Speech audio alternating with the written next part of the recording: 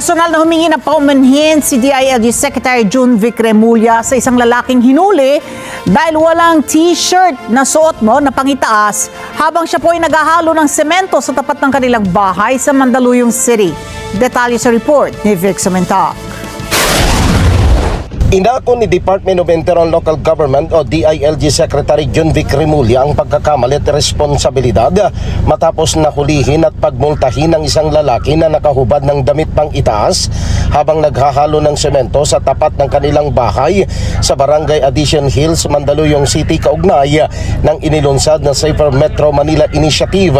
Personal na pinuntahan ni Secretary Remulla ang bahay ng pamilya Lankino para humingi ng paumanhin dahil hindi naging malinaw ang guidelines kaugnay ng pagbabawal sa mga nakahubad sa mga pampublikong lugar, pagbabawal ng karaoke ng lagpas sa alas 10 ng gabi, pagbabawal ng pag-iinuman sa kalye at mahigpit na implementasyon ng alas 10 ng gabi na curfew sa mga menor de edad. Kasalanan ko kasi hindi ko na klaro sa kanila kung ano talaga ang mga patakaran. Siyempre, alam ko na marami nagtatrabaho dito. Mainit, magtatagal na yung susunod. Siyempre, ganado mga bata natin eh. Ganado masyado. Kaya sabi ko, isip na. Kung nagtatrabaho, isip nila. Yan ang, ano yun eh, dala yan ng mga pulis na gusto talagang i-push yung patakaran natin. Ibinalik din ni Remulla ang 500 pesos na multa matapos mahuli ang isa sa miyembro ng pamilya Lankino at sinagot na rin ng kalihim ang gastusin sa tiles ng bahay.